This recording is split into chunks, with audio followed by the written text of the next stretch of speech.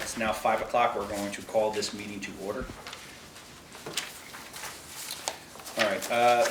Please be advised that the notice requirements of the Open Public Meeting Act have been complied with and satisfied, and that the annual notice, which gave sufficient notice of the time, place, and conduct of all public meetings of the New Brunswick Parking Authority, has been posted on the authority's website, has been filed with the city clerk, has been placed on an appropriate bulletin board in the lobby of City Hall, New Brunswick, New Jersey, and has been transmitted to the official newspaper of the City of New Brunswick, namely the Central New Jersey Home News Tribune, as per the annual notice provided for in a resolution adopted by this governing body on December 29th, 1975. We're going to move on to minutes. We're missing the majority of the board members who were here for both the regular and special meeting in May 2025. With everyone's approval, I would just move that to the next meeting and have those minutes adjourned at that time. Any objections or? No, I'm all for that. Or moving forward? Makes sense. Okay. So we'll move to the director's report. Okay, thank you. Give you an update on the 2025 restoration project. The work at this garage gateway is 95% completed. The only two items left are the two lanes, both the first turn lane and the last turn lane of the garage, which needs traffic coding, and that work will be done off hours. The wellness garage is the other garage being worked on, and that's approximately 60% completed. The last meeting I mentioned about possibly going out to hire a vendor to handle the electric charging stations. So we decided to go out to bid to hire a vendor, and again, they would install, operate, and maintain the charging station. They also set up the rates and payment options for the use of the stations. There would be a revenue share agreement put in place, and we find this would be advantageous to the authority, more so than owning the equipment, being responsible for the maintenance and the cost of the electricity for running. So we're going to post a bid at the beginning of August, and I hope to have a vendor approved at the September board meeting. Keep it posted. The lower Church Street deck, we finished the installation of the new clock system, which is the TIVA system. That was finished last month. The next garage to be converted to the new system will be the Plum Street garage. Installation is scheduled to begin sometime next month. Pay-by-phone technology. Due to the popularity of paying for meters using cell phone technology, we'll be adding another service provider who's actually called Pay-by-Phone. They're one of the big three providers of that service. We currently have Park Mobile, which is probably number one. Pay-by-Phone is number two, and I'm also in discussion with Passport as another provider. We're finding that based on historical usage and payment type, we removed several parking meters around the university area. Payment is made using Pay-by-Phone. It has been proven very successful. So we're looking to expand this program into other streets around the university area. We save on maintenance. We figured out that the maintenance of a parking meter is $315 a month. So it adds up over a course of a year, and that includes collecting the meter, replacing the batteries, the cost of the connection for to process credit cards. So it's a big savings if you just go by Pay-by-Phone. And so tonight there's a resolution on tap to approve the contract with Pay-by-Phone. It would be the same cost that's passed on to the consumer. Basically, it's 35 cents when you use it, and that's what it currently is with Park Mobile. So it'll match exactly what's going on with Park Mobile. And we sold the second Ferrin parcel. That sale was completed on June 3rd, and as you all see, construction already has begun on the Nokia building. that's going to fill that space. Upon receipt of the funds, the authority paid off 2 outstanding notes totaling approximately $5 million. And lastly, just wanted, for those who don't know, Bright has notified the authority that he'll be leaving the end of August. And we're in the process of finding a replacement for the CFO position. And I want to thank Bright for all his hard work and contributions in the success of the authority, and you will be missed. Congratulations on the retirement. You're gonna enjoy it. Yeah. So now I have to find legal reasons that you can't leave, you know that. I'm just- It's always my obligation. I know, right? I'll find something. All right. Okay, moving on, committee reports, finance? The audit is almost done. We are still waiting for a state report on the OPEB. It should come next week or the beginning of August, and hopefully we'll have the audit of 2024 by middle of August. That's about it. Okay. Nothing from the legal end, so we'll move to public comment. Seeing only a newbie here. Good afternoon, Commissioners. Charlie Cradaville of Brunswick in Brunswick today. I want to start by saying thank you, Bright, for your service and best wishes to you. If I may ask, the total debt of the authority today is? 187. 187 million. Thank you. That's the last time you have to answer that. Might be. The grocery store space. Yes. I brought this up at the last meeting. Obviously, you know, we need to go in a new direction. Is there a plan for that? Are you engaging with the public on what to do with that? I can't say we're engaging with the public. We're currently looking for a tenant. We're also looking into the possibility of transforming it into additional parking, since it mirrors the same layout as the parking garage above. So that's another option we're exploring as well. Okay. I do think, you know, you can see from the outside that the space is in bad shape. It's been gutted. So Yes. It's got wires hanging out of the walls in much worse shape than when it was just a vacant supermarket. So it must make it tougher to rent in its current condition. Most No? people, they would fit it up themselves. You know, they don't.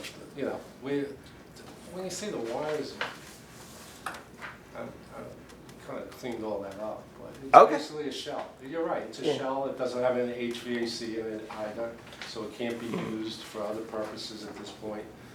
So Right, it needs significant investment to get it. Yeah, it needs to be fit up, right? Right.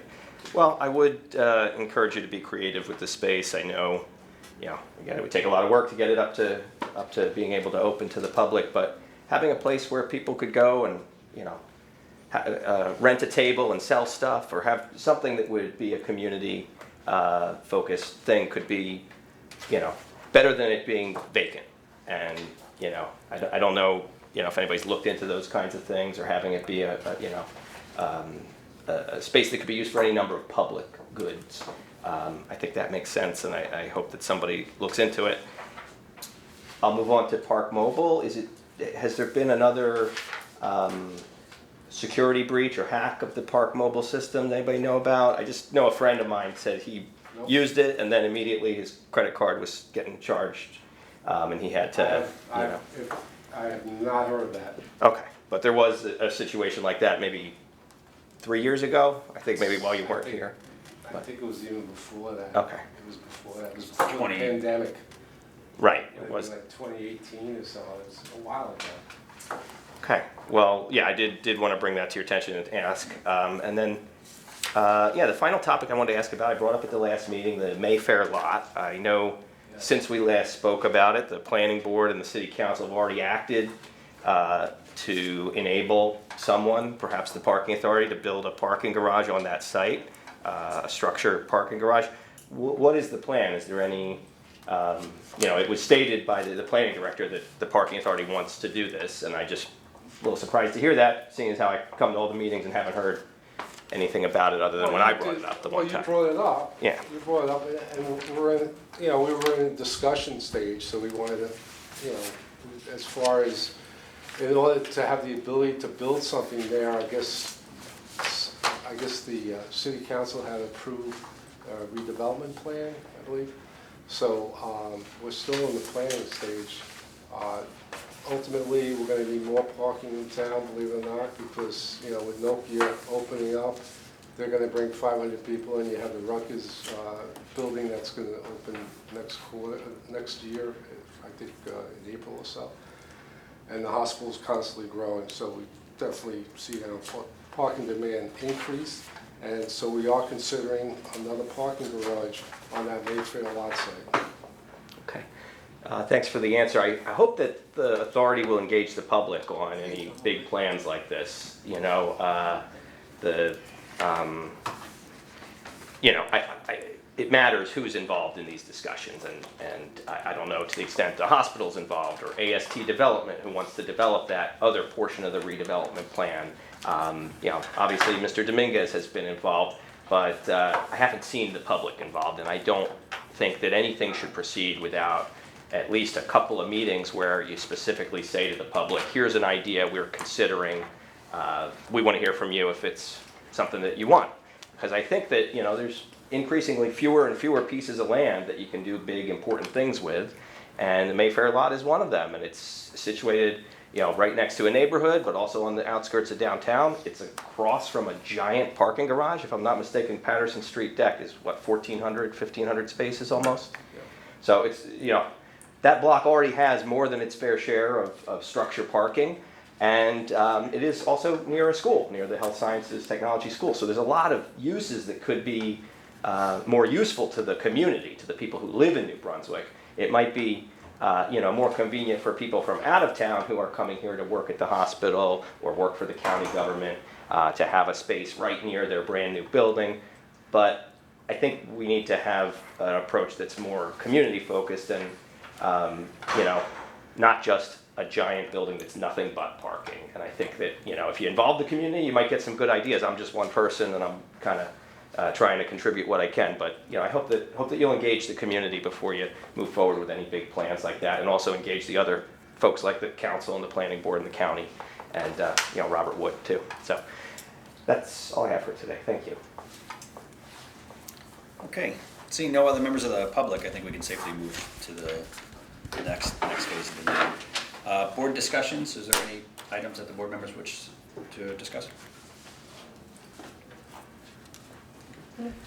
Seeing none, we have 4 resolutions on today.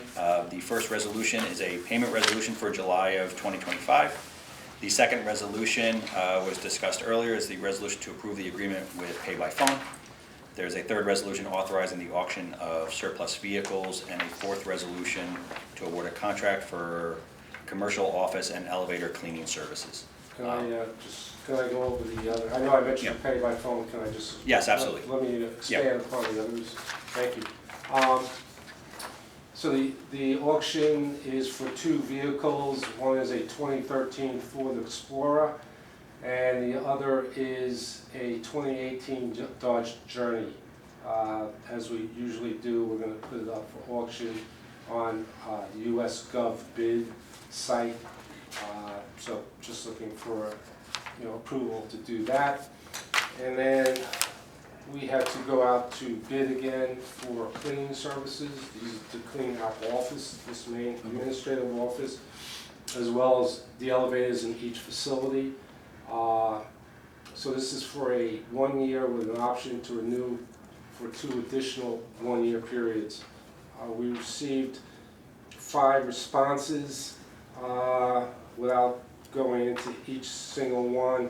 It went from a low bid of our current vendor of Best Cleaning Building Services of $63,960 to the highest, Contreras LLC, at $259,536. That's per year or per month? What?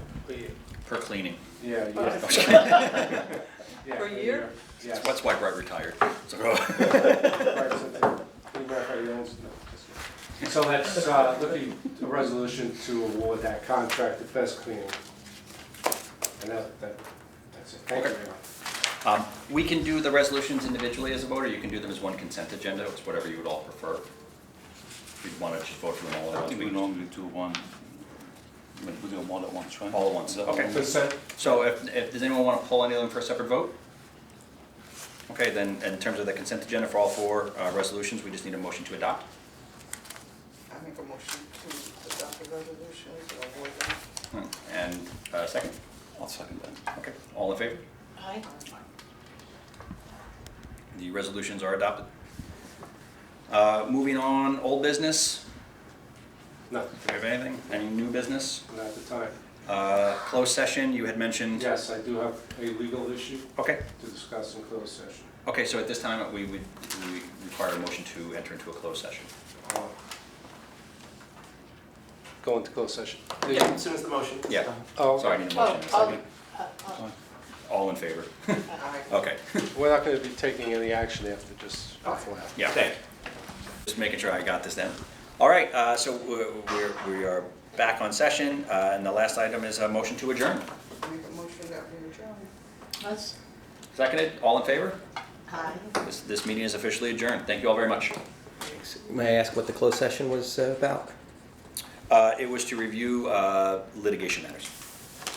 Any more specifics? Which ones? It was just it was a pending litigation, so it's privileged as of right now. Thank you.